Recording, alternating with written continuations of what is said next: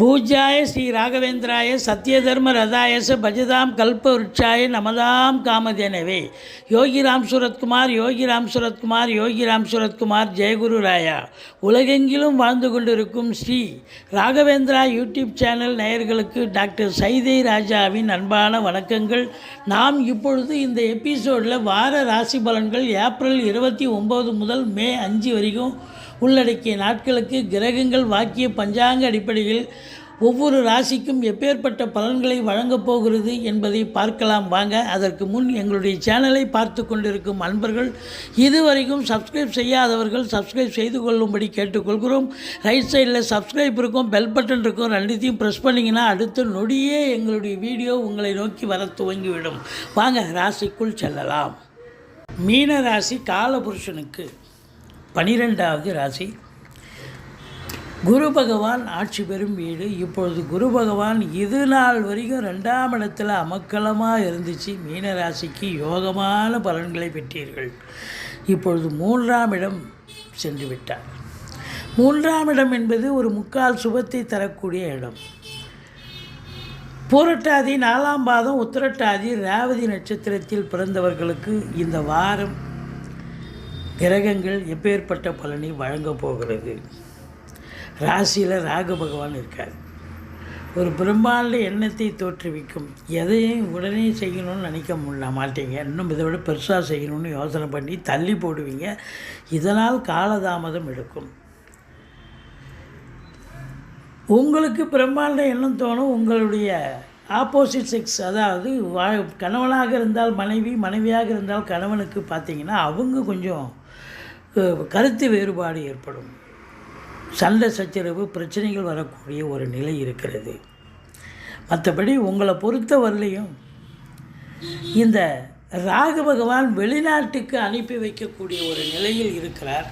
நீங்கள் வெளிநாட்டு பயணம், உங்கள் ஜனனகால ஜாதகம் வெளிநாட்டுக்கு போகிறதுக்கான ஒரு அமைப்பு இருக்கிறது என்று சொன்னால் நீங்கள் தாராளமாக கிளம்பலாம்.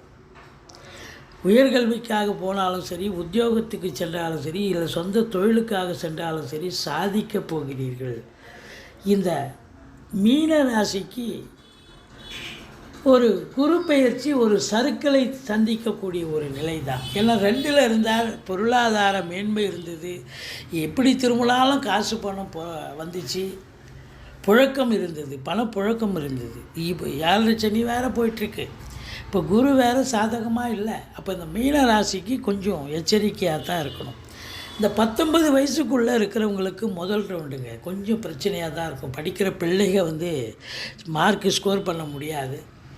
படிப்பை தவிர மீது எல்லாத்தையும் பண்ணுவாங்க. அப்படி ஒரு நிலை இருக்கும். 19 வயசுக்கு மேலே இருக்கிறவங்களுக்கு இதுதான் வாழ்க்கை, இதுதான் பாதை, இதுதான் பயணம்னு ஒரு நல்லதை செஞ்சு விட்டு போவார் இந்த சனி பகவான். ஸோ அதனால் உங்களை பொறுத்தவரையும் சங்கடம் தீர்க்கும் சனி பகவானை மங்களம் பொங்க மனமை தருள்வாய் சச்சரவின்றி சனீஸ்வர தேவி இச்சகம் வாழ்க இன்னருள் சாத்தா. இந்த ஸ்லோகத்தை சொல்லுங்கள். எள்ளெண்ணெய் தீபம் இட்டு வாருங்கள். சனி பகவானை தனி சந்நிதி இருக்கும் கோயிலாக தேர்ந்தெடுத்து நீங்கள் சனி பகவானை வழிபாடு செஞ்சு தீபம் ஏற்றி விட்டு வந்தீர்கள் என்று சொன்னால் தலைக்கு வர்றது தலைப்பாயிட போகும். இந்த 3ஆம் இடத்து குரு பகவான் என்ன பண்ணுவார் அப்படின்னா, எடுக்கின்ற முயற்சிகள் சக்ஸஸ் ஆகும். இந்த பிபிஓ, சாஃப்ட்வேர், ஹார்ட்வேர், தபால் தந்திலாக்கா, கொரியர் சர்வீஸ், விளையாட்டு வீரர்கள், வீராங்கனைகள், நடன கலைஞர்கள், ஸ்டண்ட்டு கலைஞர்கள், பின்னணி பாடகர்கள், இசை அமைப்பாளர்கள், இசை வல்லுநர்கள், சினிமா மற்றும் தொலைக்காட்சி பிரிவில் பணியாற்றக்கூடிய நடிகர் நடிகைகள், டெக்னீஷியன்கள், எடிட்டர்கள், கேமராமேன்கள், புகைப்பட கலைஞர்கள் அத்துணை பேர்களுக்கும் வாய்ப்புகள் கதவை தட்டும். எடுக்கின்ற சின்ன முயற்சியாக இருந்தாலும் பெரிய வெற்றியை தேடி பெறுவீர்கள். இந்த குரு 7ஆம் வீட்டை பார்க்க போகுது. பாருங்கள், 7ஆம் வீட்டில் கேது இருந்து கணவன் மனைவிக்குள்ள சண்டை சச்சரவு பிரச்சனைகள் பிரிவினைகள். ஒரே வீட்டில் தான் இருந்து வாழ்ந்தீங்க, ஆனால் பேசாமல் இருந்தீங்க, சண்டை போட்டுட்டு இருந்தீங்க. பிரிவினைங்கிறது உடல் அளவுலையும் சரி மனதளவுலையும் இருந்துச்சு. ஒரு சிலர் கோர்ட்டு கேஸு பஞ்சாயத்தில் கூட போன ஒரு காலமும் சரித்திரமும் இருக்கிறது. ஆனால் எல்லோரும் பிரியணும்னு விதி இருக்கிறவங்க தான் பர்மனெண்ட்டாக பிரிய முடியும். எல்லோரும் பிரிஞ்சிட முடியாது. சண்டை சச்சரவு வருவது இயற்கை. அப்போது இந்த கணவன் மனைவி பிரிந்த கணவன் மனைவி ஒன்று சேரக்கூடிய காலகட்டம் வந்தாச்சு. 7ஆம் இடத்தை கேது இருக்கிறார், இப்போ குரு பார்க்குறார். அதான் அங்கே ஒரு பெரிய ப்ளஸ் பாயிண்ட். குரு பார்க்க கோடி நன்மை. இப்போ நண்பர்களால் இப்போ நிறைய பிரச்சனைகள் தான் வந்துச்சு. நண்பர்கள் எதிர்ப்பாக இருந்தாங்க, நண்பர்களால் பிரச்சனைகள் வந்தது. இனி நண்பர்கள் ஆதாயத்தை தருவார்கள், நண்பர்கள் வட்டாரம் விரிவடையும். கூட்டு தொழில் செய்கிற இடத்துல கூட்டாளிகளுக்கும் உங்களுக்கும் ஒரு அண்டர்ஸ்டாண்டிங் இருக்கும். கூட்டு தொழில் சிறந்து விளங்கும். எங்கே போனாலும் சென்றமிடமெல்லாம் வெறுப்புன்ற மாதிரி இருந்துச்சு. இப்போ சென்றமிடமெல்லாம் சிறப்பு. எல்லோரும் முகத்தை ரொம்ப சந்தோஷமாக வச்சு உங்களை வரவேற்பாங்க. அப்படி ஒரு அது வரவேற்பாங்கன்னு சொல்ல முடியாது. இது நாள் வரைக்கும் இருந்து வந்த கடுகடுப்பு அவங்க முகத்தில் இப்போ இருக்காது. கொஞ்சம் புன்முறுமலாக இருப்பாங்க. நேரம் கிரகங்கள் கையில். அப்போ நேரம் நல்லா இருக்குது, பிரச்சனை இல்லை. எதிர் வீடு, பக்கத்து வீடு, அக்கம் பக்கம், வேலை பார்க்குற இடம், தொழில் பண்ணுற இடம், உத்தியோகம் பார்க்குற இடம், எல்லா இடத்துலையும் உங்களுக்கு ஆதரவு பெருக போகிறது. திருமண வயதில் இருக்கும் ஆண் பெண் இருபாலருக்கும் திருமணம் கைகூடி வரப்போகிறது. கணவன் மனைவி ஒற்றுமை, சந்தோஷம், குதூகலம் ஏற்பட போகிறது. அடுத்தது 9ஆம் வீட்டை குரு பார்க்கிறார். 9ஆம் இடத்தை சனி பார்த்து நிறைய பிரச்சனைகளை சந்திச்சிங்க.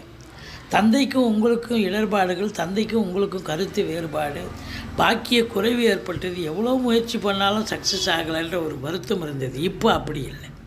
9ஆம் இடத்தை சனி பார்த்தாலும் குருவும் பார்த்து கொண்டிருக்கிறார். அப்போது பாக்கிய நிறைவு, ஈஸிலி டு கெட், எதையும் போராடி ஜெயிக்க தேவையில்லை, எல்லாம் தானாக நடக்கக்கூடிய காலகட்டம் வந்தாச்சு அப்படின்னு சொல்லலாம். உங்களை பொறுத்தவரையிலும் தந்தையால் அனுகூலங்கள், தந்தை வழி சொந்தங்களால் ஆதாயங்கள், பாக்கிய நிறைவு, வெளிநாட்டு சமாச்சாரம் நல்லதே தரக்கூடிய ஒரு நிலை சிறப்பாக இருக்கிறது.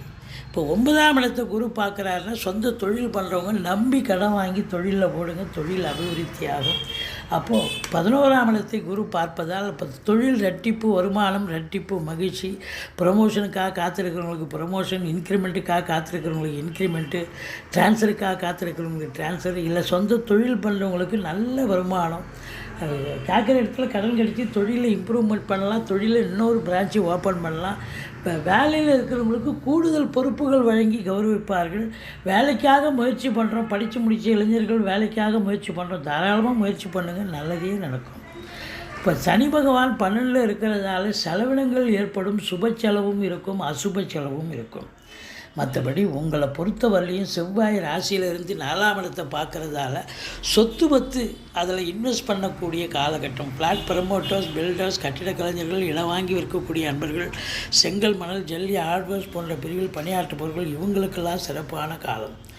6ஆம் இடம் என்று சொல்லக்கூடிய சூரியனை சனி பார்க்கிறது. அப்போ எதிர்ப்புகள் இருக்கும், கடன் சுமை இருக்கும்.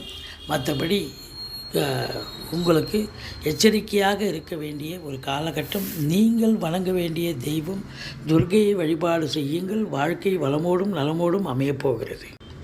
எங்களுடைய வீடியோ பிடிச்சிருந்தால் லைக் பண்ணுங்கள், ஷேர் பண்ணுங்கள், சப்ஸ்கிரைப் பண்ணுங்கள். மறக்காமல் சப்ஸ்கிரைப் பண்ணுங்கள். நன்றி. வாழ்க வளமுடன்.